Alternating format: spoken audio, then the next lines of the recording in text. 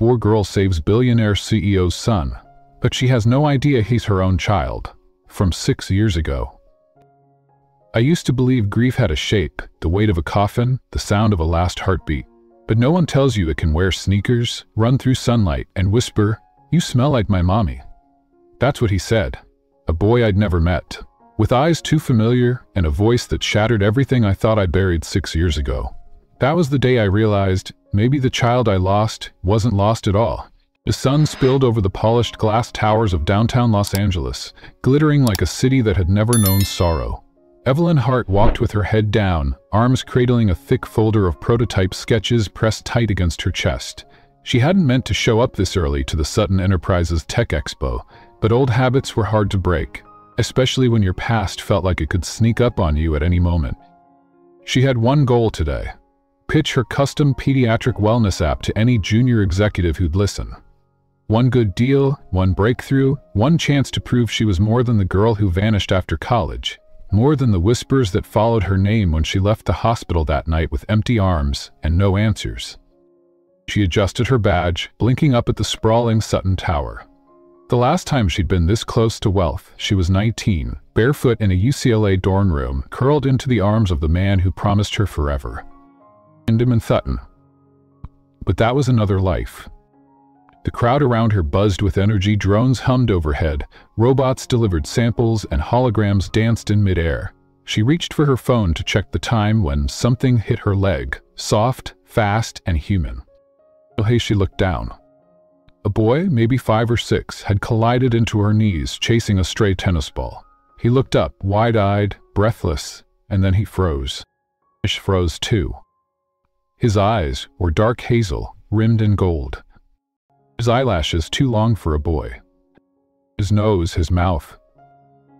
"Are you okay, little one?" she asked, crouching to his level, brushing a curl from his forehead. But the boy only stared.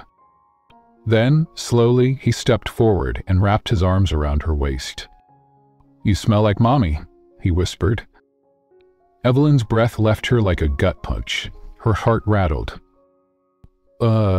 She croaked. The boy looked up at her, small hands still clinging to her coat. "Please don't tell Daddy I said that. He'll get sad again." She opened her mouth. Nothing came out. The wind moved around them, the crowd kept walking, but everything inside her paused.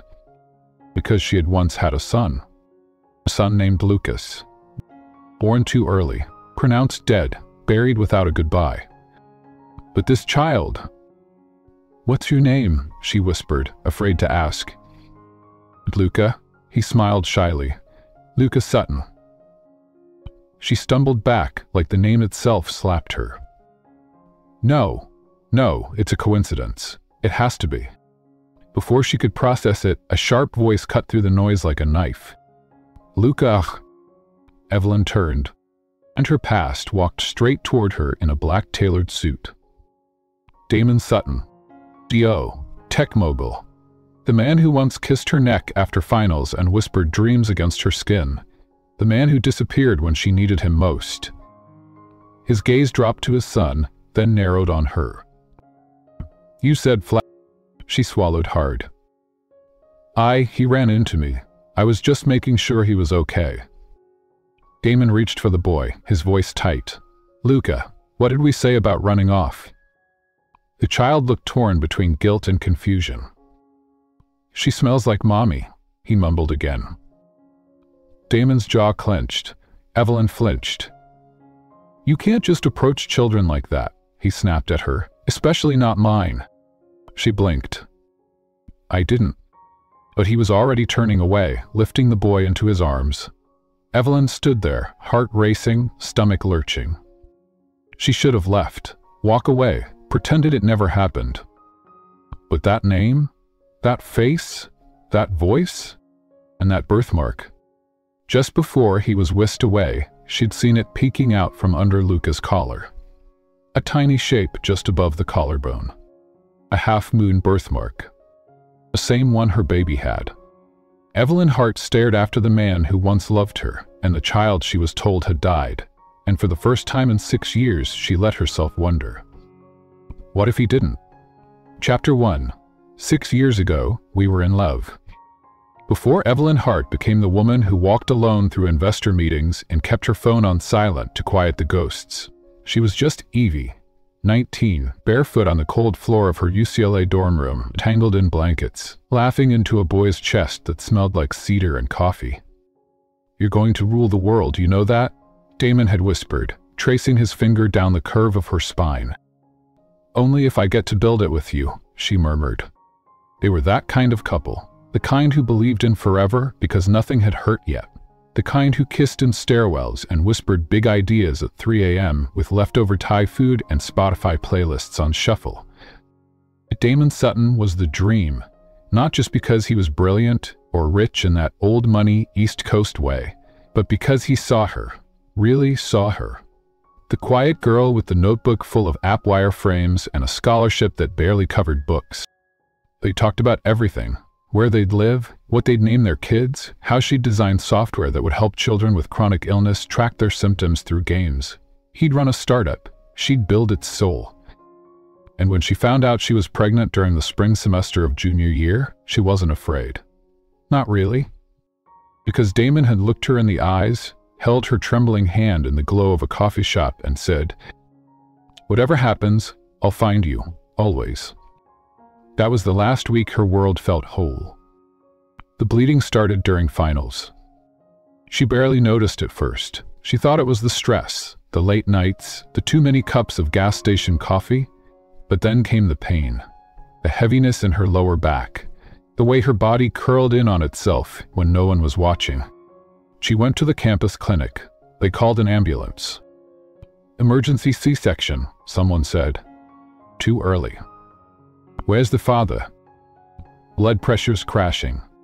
She remembered white walls, hands holding her down, the cold bite of anesthesia, the sound of a baby crying, then stopping, and silence.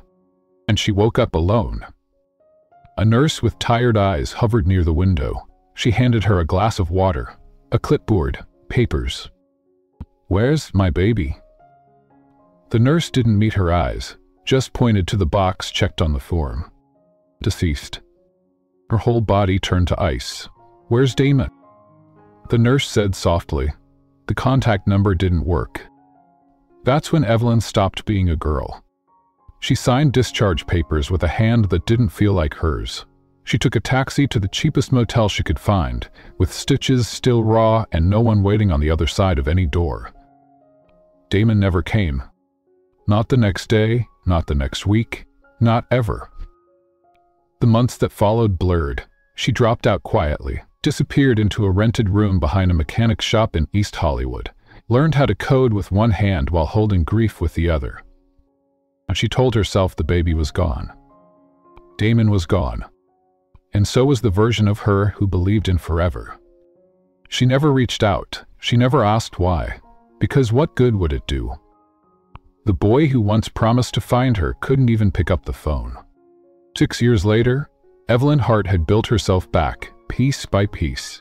She freelanced for nonprofits, built apps for pediatric centers, and donated under anonymous names. She stayed small, safe, invisible. But some nights, when the world went quiet, she'd press her hand to the center of her chest and whisper, "Lucas, I'm sorry I didn't get to meet you." And even now, even after all the silence, she still dreamed of Damon's voice. "Whatever happens, I'll find you." But not when she bled. Not when she screamed. Not when she buried the name Lucas in the corner of a paper journal and locked it in a drawer. So why now, 6 years later, did a child with his eyes and her name on his lips run straight into her arms? Why did he say, "You smell like mommy"? And why? Why did she believe him? The world hadn't heard the truth. But Evelyn's heart had never stopped whispering it. And somewhere in the back of her soul, she never believed her son was really gone. Gotcha too. The child who called me mommy. The city didn't pause. Not for love, not for grief, not even for ghosts. Evelyn stood just beyond the sidewalk of Sutton Tower, the world buzzing around her, but inside, silence. That kind of silence that feels louder than noise. Her hands still trembled where the boy had touched her. A warmth lingered, small and fleeting, like a sunbeam caught on skin before the clouds swallowed it. Lucas Sutton. She whispered the name like it might dissolve if spoken too loud. It was ridiculous. Boss. Unbearably. Maybe? The Sutton Tech Expo blurred around her digital banners, glass elevators, suits with earbuds, security guards with faces like stone. Her app demo slot was in 30 minutes, on the third floor of a skyscraper owned by the man who had just walked away, holding her heart without knowing it. Evelyn's fingers curled around the strap of her tote. She should leave, just disappear, like she always had. That was her rule. Don't stir still waters. Don't go poking around in the past. She'd broken it once, and now it had stared her in the face, called her Mommy. She couldn't help it. She followed. Not obviously. Not enough to raise alarms, just enough to trail behind as Damon Sutton disappeared into the elevator with his son clinging to his shoulder. The boy's cheek rested on his father's collarbone, tiny hand fisting into the lapel of Damon's sleek, expensive coat like it was the only thing keeping him upright. Evelyn watched the doors close between them and felt the throb of something she hadn't dared to feel in years. Longing. Not for Damon. For him. The boy. The way he said her name. The way he looked at her like he knew. She wandered the lobby in a daze, trying to steady herself. A security guard gave her a curious glance. "Need help finding your session?" he asked. She blinked. I'm here for the Beta Lab showcase. Third floor, East Wing. She nodded, murmured a thanks, and took the stairs.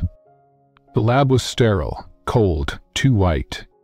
She set up her display table mechanically. Tablet, stand, pitch deck. She hadn't even tested the audio. The other developers around her buzzed with caffeine and nerves. But Evelyn? Her mind was still downstairs. With him. The pitch started. One by one, presenters rose, gestured toward slides, stumbled over jargon. Evelyn's turn was next. She looked down at her watch, heart in her throat. 2 minutes, just enough time to run, to disappear again, to pretend the last hour hadn't happened. She was about to reach for her bag when she saw him. Old Damon Sutton, backlit by glass, stepping into... Of course he did. He was gravity. The judges murmured. Attendees straightened. Phones subtly lifted to take discreet pictures. CEO sightings were rare. Sutton rarely showed up in person. When he did, he usually came with a purpose. His eyes scanned the room. They landed on her, and paused. Evelyn's heart skipped. He didn't smile. Of course not. Damon Sutton didn't smile at strangers. But there was something in the way his brow knit slightly, like he'd seen her before and couldn't quite place where. 6 years ago, maybe? When you held her hand and promised always? She took a breath, stood, walked to the mic. Hi, my name is Evelyn Hart, and I'm the lead developer behind BrightPaw, a pediatric wellness app built for kids with long-term illnesses. It turns daily medication tracking into mini-missions. It uses AI to recognize emotional tone in voice logs, alerting caretakers when a child may be in distress, even if they can't say it out loud. She tapped the tablet. A demo played. A little cartoon dog leading a child through a castle filled with reminders to breathe, hydrate, smile.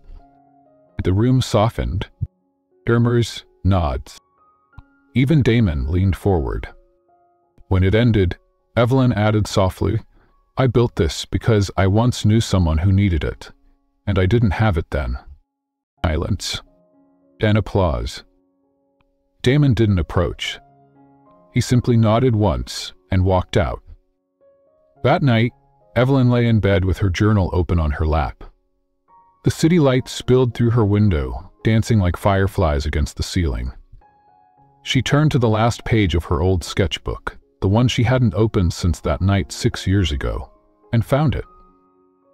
Lucas Hart, born at 32 weeks 4 Oz 11 Ozon. Birthmark, crescent-shaped mark above left collarbone. Her pencil hovered over the page. Her hand trembled. Lucas Sutton. Same mark. Same eyes. The same weight, when the nurse told her. A boy who had called her mommy after a single breath. She closed her eyes. What if the hospital had lied? What if the child she buried in her mind had never been buried at all? What if she had been erased? The next morning, Evelyn sat on a bench across from the Sutton Day School, just blocks away from the tower. And she knew she shouldn't be there. She found the address in a staff directory from the Tech Expo. The name matched. Lucas Sutton, age 6, enrolled under Damon Alexander Sutton as guardian. Evelyn watched as sleek town cars pulled up, children in pressed uniforms spilling out like royalty. And then, at Luco, running, laughing, holding a little robot in his arms. He bumped into another boy and apologized softly.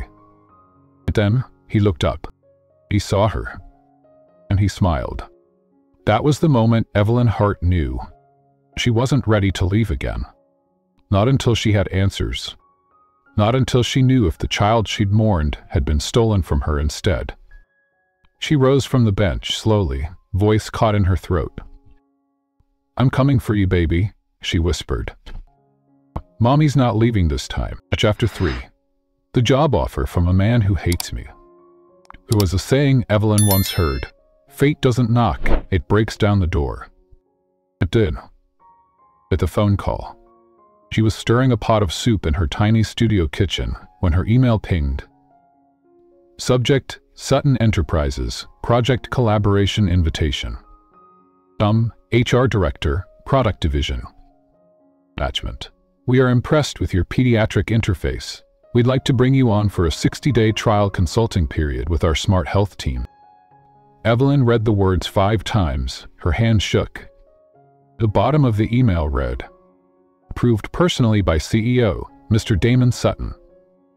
At first, she thought it was a mistake, that someone had selected her file by accident, maybe based on the presentation rankings. But deep down, she knew better. Damon had seen her, watched her demo, looked her in the eye like he almost remembered something, like his soul twitched even if his memory didn't.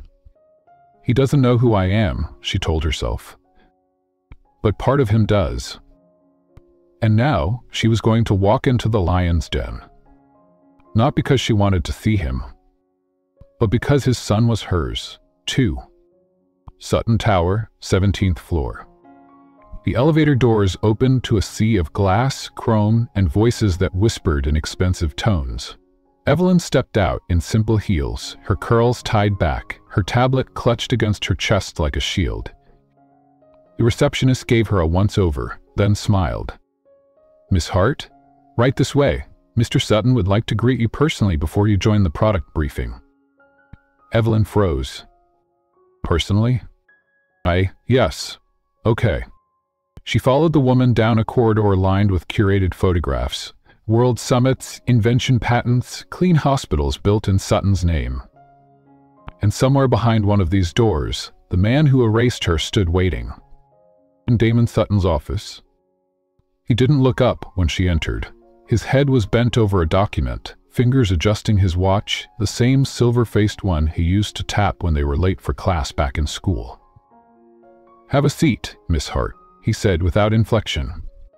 His voice hadn't changed. Still low, still calm, still designed to make people lean in. Evelyn sat on the edge of the chair. I want to be clear, he said, finally looking up. I approved your project because it impressed me, not because of yesterday. Whatever coincidence occurred between you and my son, I consider irrelevant. Evelyn said nothing. She knew better than to speak now. He continued, your contract is temporary, 60 days, no press, no attention. You'll report to Alicia Chen. Any questions? She wanted to ask, why does your son have my baby's name? Why does he have my baby's birthmark? Instead, she said, none, sir. His eyes narrowed, as if expecting more. You're remarkably composed for someone who made such an impression on my son. She looked him dead in the eye. I don't make impressions, Mr. Sutton. I write code. That's all. He blinked just once, and for a moment, something flickered behind his gaze. And recognition? Regret? Then he nodded. Welcome to Sutton Enterprises. Audit Team Briefing Room. Evelyn was assigned a cube near the east windows, 2 desks down from the Smart Health design lead. The view looked out over the city and just below, the Sutton Day School playground. During the breaks, she watched Luca. Always from a distance. He played gently. Never rough, helped other kids, sat alone at snack time. Sometimes, he'd look up at the glass tower. And once, just once, Evelyn swore he waved. Later that week, Damon passed her in the corridor without a word, twice. But on Friday afternoon, as the office emptied and the sun fell over the skyline, she heard his voice behind her. Miss Hart, a moment, and she turned. He stood in the doorway of his private lab, a glass-paneled innovation chamber filled with AI prototypes and neuro-sunbox monitors. "I'd like you to test the pediatric emotional interface model," he said. "The one using tonal mapping. You showed skill in effective tech." Evelyn stepped inside. They were alone? "Why me?" she asked. Quiet, careful. He looked at her. Long, too long. And simply said, "Because my son doesn't smile anymore." She almost lost it then, right there, her legs buckled. But she steadied herself and nodded. "I'll do my best." From that night, Evelyn's apartment. She stared at the ceiling. Her heart hurt. Damon doesn't know. Luca doesn't know. At her, she knows. She remembers the way that baby cried, once a sharp sound, before the world took him away.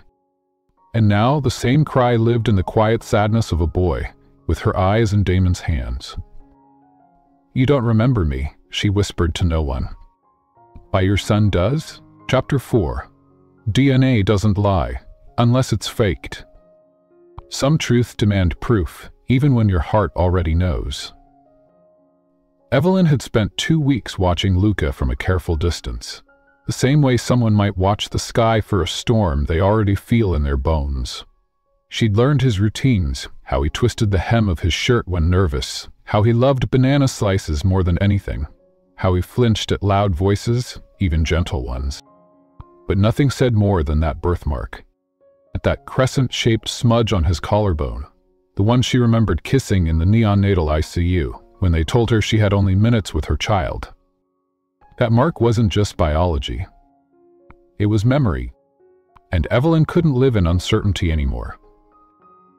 Wednesday, 7:00 a.m. Sutton Day, school-side gate. The nanny arrived at the usual time, holding Luca's hand. The boy wore a small blue jacket and clutched a model spaceship. Evelyn stood across the street, dressed in black, hood pulled low.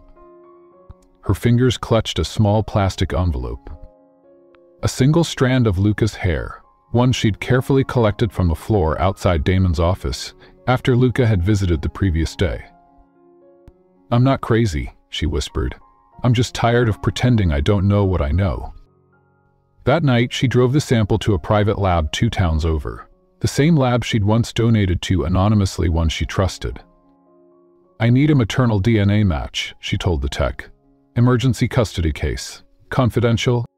She handed over her saliva sample, shaking. "It'll take a week," the woman said, printing a receipt. Evelyn nodded. "I can wait." But she couldn't. 1 week later, Private Diagnostics Lab, Burbank. She arrived before the doors opened, her hands cold despite the sun. The receptionist looked up. "Miss Hart, 1 moment." The technician came out moments later, his face unreadable. "We have your results," he said. "Can we talk in the consultation room?" Her stomach dropped. He placed the paper on the table and slid it across. "No maternal relation detected." The words slammed into her like a wave. "What?" "I understand it's not what you expected," he said. "But we reran the test 3 times. I even double-checked your sample myself." She picked up the sheet, blinking at it. It didn't make sense. Not the tone. Not the boy. Not the mark. "I saw the birthmark," she whispered. The technician paused. "You said this was for a custody dispute?" He leaned forward. Then, I shouldn't tell you this, but the test had a rerun note on the report. That usually only happens when someone else has already accessed or reviewed the data. What do you mean? I mean, someone may have interfered with this request before you got here. That night, Evelyn's apartment. She sat in silence, the lab report on the counter like a lie written in ink. No match? No connection? No logic. Her hands were trembling when she called the lab back and requested surveillance footage for the last 3 days, citing a potential breach. The clerk on the line promised to review. She hung up and stared at the ceiling. Someone tampered with it. But who? Only one person had the power, and the motive. Next morning, Sutton Tower, executive floor. Cassandra Vale stood beside Damon, her arm looped casually through his as they reviewed a new AI model. She was elegance and calculation, Sutton's head of public engagement, and his on and off fiancé. Evelyn watched her from down the hall, heart cold. She remembered Cassandra from years ago, a fundraiser, a face at the edge of Evelyn's life, back when Damon held her hand in classrooms and slept beside her in dorm beds. She was background then, but now she was everywhere. And Luca called her Miss Cath. During a team meeting, Cassandra stopped beside Evelyn's desk. "Miss Hart," she said with a smile too sweet to be kind. "I saw your pitch, impressive, in a non-profit kind of way." "Thank you," Evelyn replied, not rising to the bait. Cassandra leaned down slightly, her voice lower. "You're making yourself very visible around here. Just a tip, be careful. The Sutton name isn't something you get close to without consequences." Evelyn looked her dead in the eyes. "I'm not after the Sutton name," she said softly. "The truth." Cassandra's smile didn't waver, but her eyes narrowed. Friday after-hours phone call from the lab. "Miss Hart?" The technician's voice was hushed. "We reviewed security footage. There was an access request on your DNA file from an external account. It used a Sutton Enterprises credential." "Whose?" It was scrubbed, but the login came from a public terminal inside Sutton Tower. Her voice dropped. "It's been tampered with, hasn't it?" Pause. Then, "We believe so, yes." Sutton Tower rooftop. That night, Evelyn went to the rooftop. Empty, quiet. She looked out over the skyline, wind in her hair, pain in her chest. "We erased him once," she whispered. "I won't do it again." The DNA test was fake. The mother was real. And somewhere in the darkness below, her son was sleeping in another woman's house. Not knowing the truth, was trying to find him. "I'm not giving up," Evelyn said aloud to the stars. "Because I know who he is, and I know who I am." Chapter 5. The Billionaire's Fiancé Has a Secret. To the world, Cassandra Vale was perfection in a designer coat. She was the Sutton name's polished shield, head of PR, daughter of a senator, and, most importantly, Damon Sutton's longtime fiancé. But beneath the curated smiles and pearl-lined press kits, Evelyn now saw her clearly. Not a woman in love, but a woman in control. And control was slipping. Monday, Sutton Tower, morning.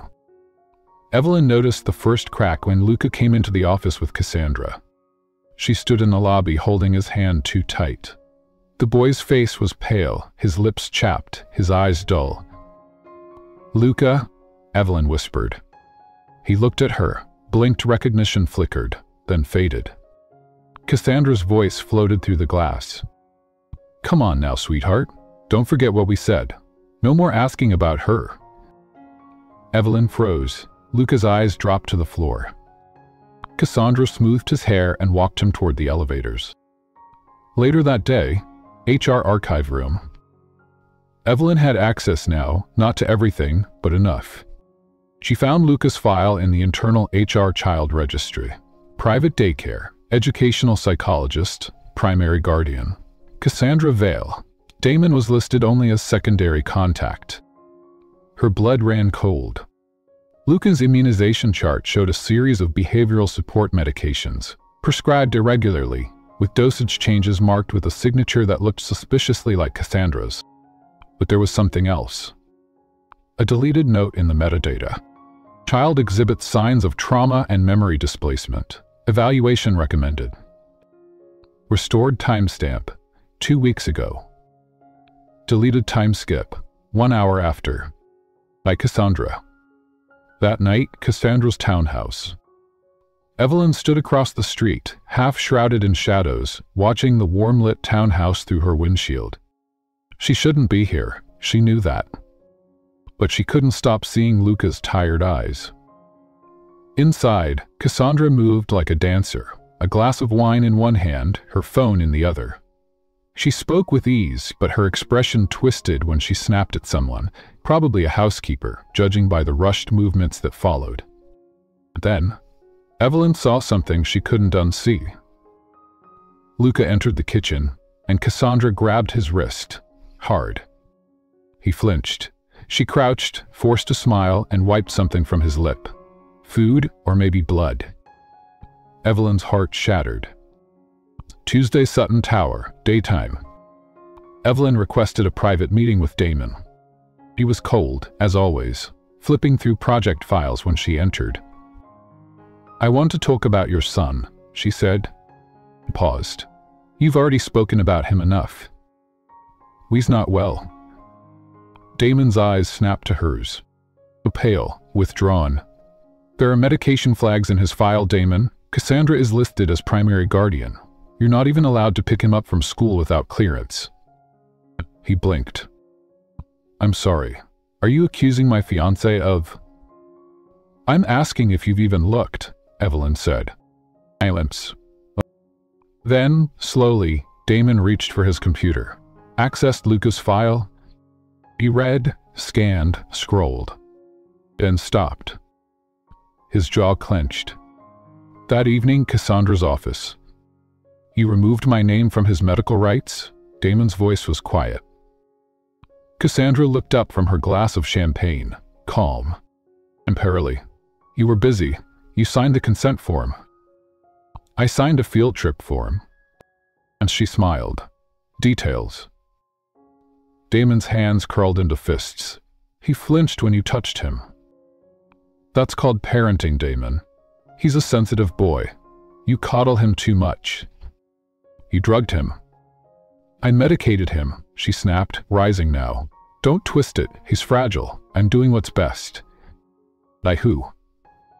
Cassandra's face didn't change, but her voice turned sharp. "You're losing perspective, and I know why." And she stepped closer. "It's her, isn't it? The intern. Evelyn Hart. She's why you've suddenly turned into Daddy of the Year." Damon said nothing. She leaned in, low and venomous. "You want to believe she's innocent, that she didn't crawl her way in here with a plan. But I know her type. She's not here." Meanwhile, Evelyn's apartment. Evelyn was combing through old medical records again. Birth logs, neonatal charts, back-end hospital systems. And then, it happened. A match. An old delivery log, partially scrubbed, archived under a misnamed infant male, Evelyn, transferred from General Pediatrics Unit to Private Guardian. No death certificate. No burial record. No cremation. She clicked the access link, but it was blocked. She stared at the screen, breath gone. Lucas Hart was never buried. He was transferred. To who? And why had the record been hidden until now? Sutton Tower parking garage. Evelyn was leaving late when she heard it, the soft sound of a child crying. And she turned the corner and saw him. Luca, sitting on the concrete step, knees drawn to his chest. Evelyn approached slowly, kneeling beside him. "Hey," she whispered, "are you okay?" He didn't look up, but his voice was so small it cracked her open. "What does Miss Cass tell me not to talk about you? Why does she say you're a trick?" Evelyn's voice trembled. "Because she's afraid of what you remember." He looked at her then. "Why, I know you," he said. "I know I do." She reached out, brushing a tear from his cheek. "You do, sweetheart, and I promise you, Mommy's not going anywhere this time." "The only one lying," Evelyn whispered into the night, "is the one afraid of the truth." Chapter 6. I remember her now. Damon Sutton had never struggled with memory. He could recall every revenue line of every quarter for the last decade, every mistake a competitor made, every deal that broke or bloomed. But somehow he'd forgotten her. Not the face, though now it haunted him. Not the voice, though it rang clearer with each passing day. But the feeling, the warmth of something real, and the silence that came after it was gone. Tuesday, 1:12 a.m. Sutton Penthouse. Damon stood in the darkness of his penthouse kitchen, untouched scotch in his hand. He hadn't slept. Couldn't. Not since Luca said her name again. "Mommy," the boy whispered last night. "She smells like my dream." It wasn't a coincidence anymore. It was an echo from a life Damon had buried in the name of legacy. 6 years ago, UCLA campus, but they'd been just kids. She wore a red hoodie, oversized on her tiny frame. Her laugh was unguarded, whole. They met in a campus hackathon. She outcoded him and then smiled like she didn't know she'd won. "Evelyn Hart," she said, sticking out her hand. "Nice to meet your ego." He remembered that night, burritos in a parking lot, arguing over AI ethics under stars. He remembered the way she whispered, "If we ever had a kid, I'd name him something strong, something kind." He remembered kissing her, with the taste of orange soda between them. But then, chaos. His father collapsed. The company reeled. He left for New York. And he was gone. Or so he thought. He'd called. Once, twice. No answer. By the time he came back to LA 6 months later, her dorm was empty. Her number changed. It vanished. He told himself she'd moved on, that it hadn't meant what it felt like. But now her eyes stared at him from his son's face. On Prize Sutton Tower, private lab. Damon sat across from Evelyn. He called her to review product specs. Oh, she knew. That wasn't why. He didn't pretend. "Did we know each other once?" he asked, voice low. Evelyn paused. And he swallowed. "At UCLA?" Elisa woke. I thought you died." She blinked. "I did, a little." Silence. "I never knew about the pregnancy," he said after a long time. "I swear it." Evelyn stared at her hands. "I tried to tell you. The hospital said they called. They told me the baby didn't make it. And then I woke up, alone. No flowers, no phone calls, nothing." He closed his eyes. "I would have come, Evelyn, if I'd known." "You didn't look," she said softly. And he couldn't argue that. Later that day, Sutton Tower observation deck. They stood by the window together, the city stretched beneath them. "I've been watching Luca," Evelyn said. "The way he closes off, the way he stops smiling when she's around. You think he remembers?" "I think kids remember what love feels like, even if they don't have the words." Damon was quiet. Then, "He doesn't talk about his mother. He draws pictures of a lady in a red hoodie, with curls, holding a star." Evelyn turned her face slightly, trying not to cry. "This was my favorite hoodie," she whispered. Damon looked at her, really looked. And something in him cracked open. That night, Luca's bedroom. Damon sat beside Luca's bed. "Hey, buddy," he said gently. "Can I ask you something?" Luca nodded sleepily. "The lady from Daddy's office, Evelyn. Do you know her?" Luca didn't answer. But he reached under his pillow and pulled out a small, crumpled picture he'd drawn. A woman, curly hair, a red hoodie, a star in her hands. "Is this her?" Damon asked. Luca looked at him and whispered, That's Mommy, but I don't think I was supposed to remember. Damon's penthouse, rooftop. Damon called Evelyn. She stepped onto the rooftop, wrapped in a sweater, hair dancing in the wind. Remembered, she said. I did. They stood in silence for a moment.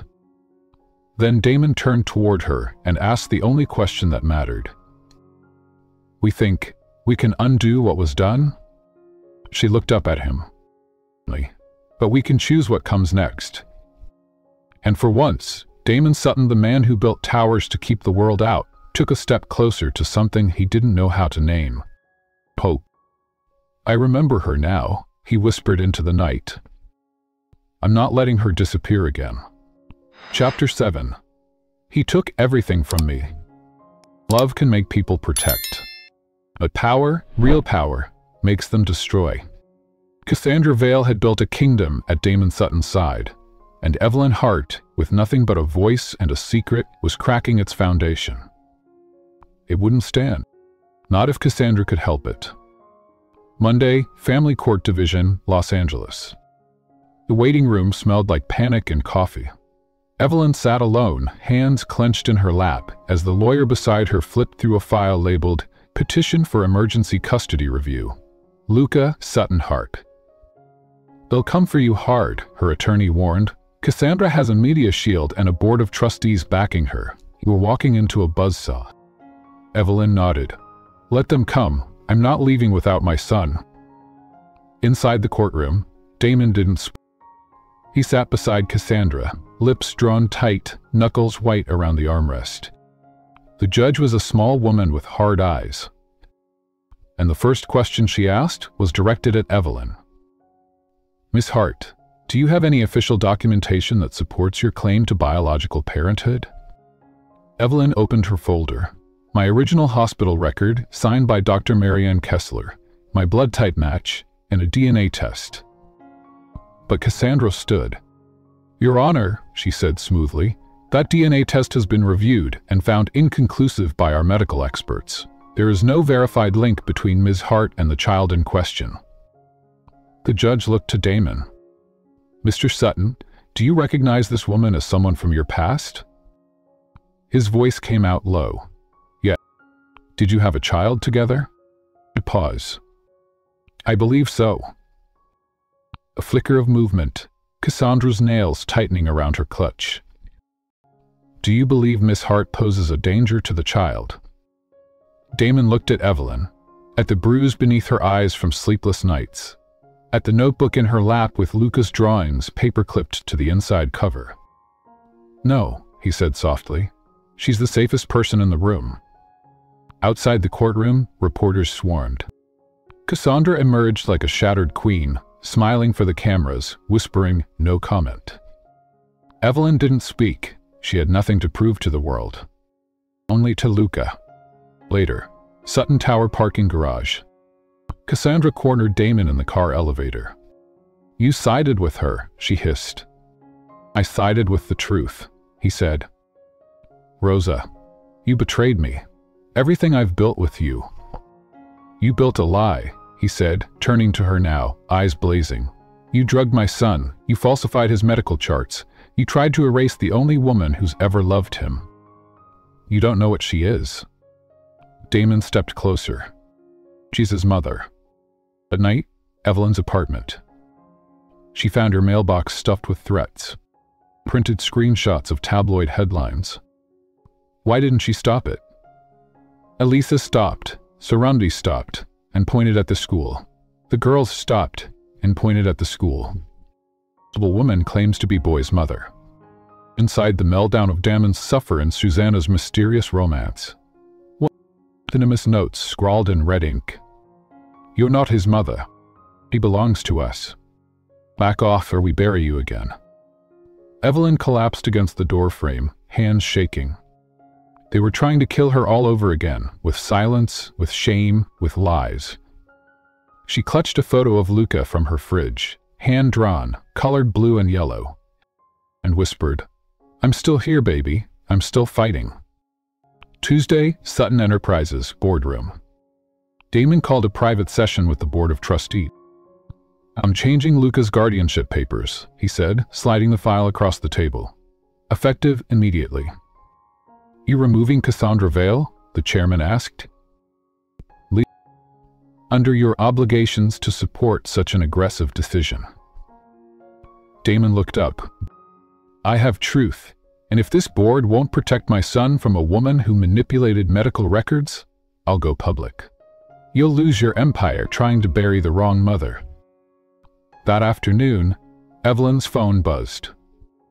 A single message from Damon. Be safe. Come home. At night, Eleanor's apartment. There was a knock at the door. Luca stood there, holding a stuffed rocket and a small suitcase. Damon stood behind him, silent. Can I stay here tonight? The boy asked. Evelyn fell to her knees and opened her arms. Forever, if you want. He ran into her. And for the first time, no one stopped them. He took everything from me, Evelyn thought as she tucked Luca into bed. But tonight, I got the only thing that ever mattered back. A deal with the devil. Sometimes the heart makes bargains the soul regrets. Sometimes it's the only way forward. Wednesday, Sutton Tower, Executive Lounge. The world knew now that Evelyn existed, that Luca had another mother, that Damon Sutton, for once, didn't deny it. And yet, the pressure didn't break, it sharpened. Board members were nervous, stockholders murmured. Whispers of scandal, unstable guardianship, damage to the Sutton image. And Cassandra? She wasn't done. Damon stared at the crisis memo on his desk. His legal team had one solution. Marry the mother, normalize the story, control the narrative. He hated it. But not the idea, the reason. It was strategy. A move to protect Luca and Evelyn. A move that reeked of calculation when he longed for something real. That night, Evelyn found him on the rooftop again. The sky was heavy with cloud light, the city pulsing below them. We want me to propose to you, he said without preamble. Eek blinked. Excuse me? The legal wants it. Legal wants it. They think it'll protect Luca, cement public perception. What do you want? Damon turned to her. I want to protect you, and him, even if it means playing pretend. Then Evelyn laughed softly, bitterly. You're asking me to marry you, to win a war. 9, he said. I'm asking you to marry me to survive one. She didn't speak, not for a while. Then, you left me once without knowing it. This time, you'd know. You'd watch me disappear again. Into your name, into a version of me people believe you created. Damon stepped closer. I wouldn't let that happen. Even if you didn't mean to. He said nothing. But that was the answer. Thursday. Evelyn's apartment. Luca was asleep on the couch, a star lamp glowing above him. Evelyn sat alone with a legal contract. Marriage. Temporary condition. Custody rights. Financial protections. Exit clause. It read like business, but her heart read between the lines. And then she saw the line Damon had added in his own handwriting. You can leave whenever you're ready, but if you stay, I'll spend every day making sure you never want to. She stared at the words until tears blurred them. Then she tore the contract in half. From Friday, Sutton Tower, boardroom. Cassandra was there. Dated by one board member's private vote. Wearing red. Of course. She leaned in close when Evelyn entered. You'll never win. You don't have a title, or a name, or the power to play at this level. Evelyn stared at her for a long moment, then smiled. I have something better. Oh? What's that? A son who knows who I am. Later that day, Evelyn walked into Damon's office. She held up a ring box, the same one he left on her desk the night before. I don't want a deal, she said. I know, he replied, stepping toward her. I want a decision. He stilled, What kind? She looked up at him, eyes glassed with tears. I'll marry you, not because of the press, not for the cameras, but because when Luca says, Mommy, I want him to know we're a family, not a formula. Damon said nothing.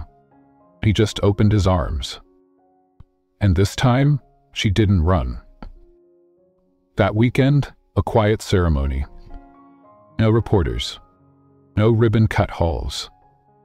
Just Evelyn, Damon, Luca between them. Vows whispered under city lights. I failed you once, Damon said. I won't do it again. Evelyn kissed him softly. Then don't promise, just stay. Luca held both their hands and whispered, Now, I have 2 last names. They laughed. And for once, it didn't hurt to feel happy. It wasn't a deal, it was beginning, and for the first time, Evelyn didn't have to fight alone.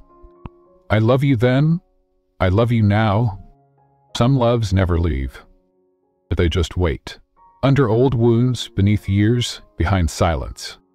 Waiting. For permission to breathe again. Tuesday, Sutton Lake House, Northern. It was the first time they'd left the city since the ceremony. Damon had called it a reset. A chance to disappear. Just the 3 of them.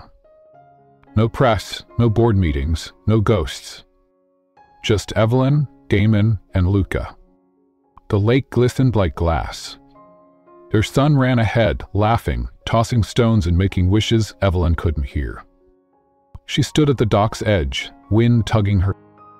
The late sun brushed golden against her skin. Damon watched her from the porch. Not the intern, not the coder. Not the scandal. Just Evelyn, the girl he loved in another life. And maybe the woman he still did. That night, after Luca had fallen asleep beside a pile of firewood and picture books, they stood outside under stars. I never stopped loving you, Evelyn said quietly. Damon's breath caught. He turned, slowly. Even after I disappeared? She nodded. Even after you didn't know you had a son.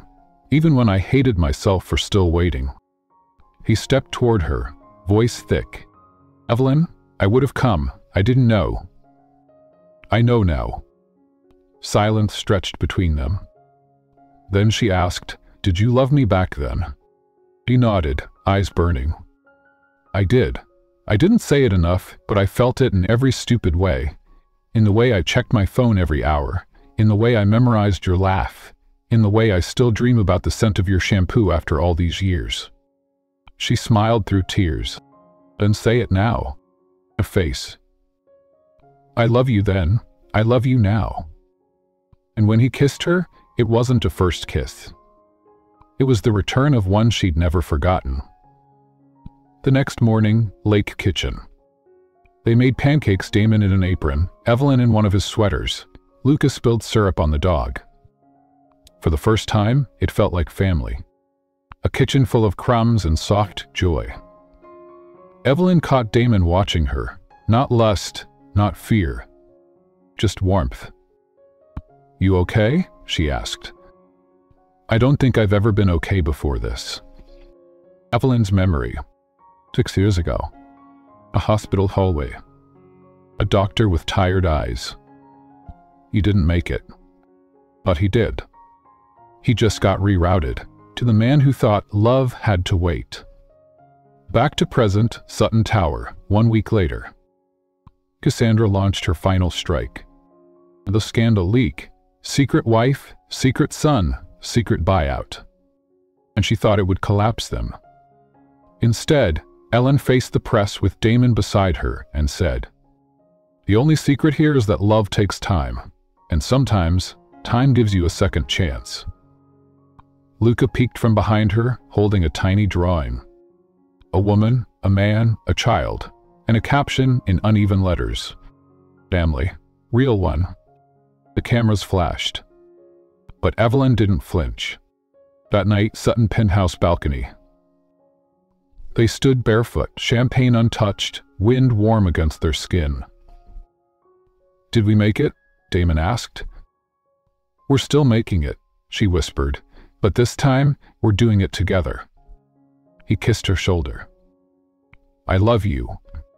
She leaned into him. Say it again. I love you. Then say it like a promise. He looked at her, really looked. I love you like I'll never let go. She loved him once in silence. Now she loved him out loud, and this time the whole world would hear it. Chapter 10. Luca's Real Family. The truth didn't just set them free. It rebuilt them from pieces the world tried to shatter. 1 month later, Sutton Foundation Gala. The ballroom was gold and glass and too bright. It was the kind of night Evelyn once would have watched from afar, through headlines and live streams, behind the curtain of who she used to be.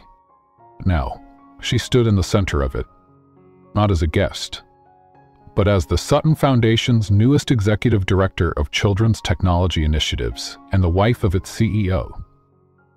Her hand rested in Damon's.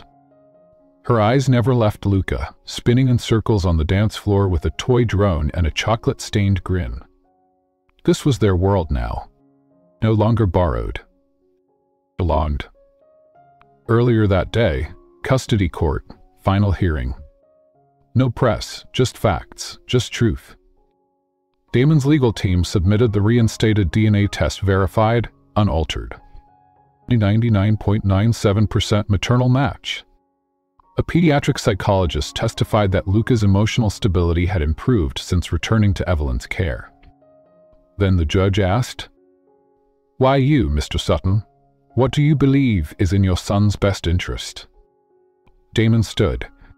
Stay with the woman who fought for him when no one else did. To stay with his mother. His real one. You support full maternal custody? Damon smiled. I support family, and she's the heart of it. The gavel struck. Case closed. To the Garlet rooftop garden, Luca lay on a picnic blanket between his parents. Stars blinked above, the city softened below. He pointed upward. Is that one ours? Evelyn smiled. That one's ours. He yawned, eyes drifting closed. This was the best day. Damon leaned over, kissed his son's temple. It's only the beginning, little man. Luca curled into Evelyn's side. And just like that, the world felt quiet. Right? To real. A memory Evelyn never forgot. Luca's birth. The doctor saying, he didn't make it. The nurse turning away. But somewhere another door opened. A hand took him. A lie was signed, a life was redirected. And now, Evelyn knew. Even the worst betrayals could not erase a mother's truth. Sutton family breakfast. A sunlight spilled across the marble countertops. Pancakes burned, juice was spilled, laughter echoed. Damon fed the dog a piece of bacon. Evelyn rolled her eyes. Luca tried to program the coffee machine. Mommy, he asked mid-spill, are we going to stay like this? And paused. Then crouched down, cupping his face gently. Oh honey, we're going to grow. He grinned. But still together? Damon joined them, arm around Evelyn's waist. Always. They didn't need a perfect family. He just needed one that stayed. And in the end, that's exactly what he got. She was never lost. There are stories we tell ourselves to survive. Stories like, he forgot me, the baby died, it was just a dream. But some truths don't stay buried. They rise quietly, like dawn, through a child's voice, a memory, a name whispered at the wrong moment and the right time. But Evelyn Hart was never supposed to return. But love, when it's real, doesn't ask for permission. It waits, it aches, it remembers. The world moved on. Cassandra faded, her power undone by the very lies she spun. Investors backed down, gossip lost its appetite. And in the calm that followed, something softer grew. A family. Luca Sutton Hart thrived. He built robots from cereal boxes, drew stars beside his mother's name, called Damon Dad like it had always been that way. But what mattered most wasn't the name on his school papers. It was the way he felt safe. Evelyn never needed to be anyone's wife to matter. She never needed a mansion or a press release to be enough. She only ever wanted the truth. And when she finally had it, when the man who once vanished looked her in the eyes and said, "I'm here," she didn't run. She stayed. Not because he made her whole, but because she'd already healed. And now, they were just building forward. Together. Sometimes the child you thought you lost becomes the reason you find yourself again. Love isn't always loud. It isn't perfect. It breaks, it vanishes. But the kind that stays?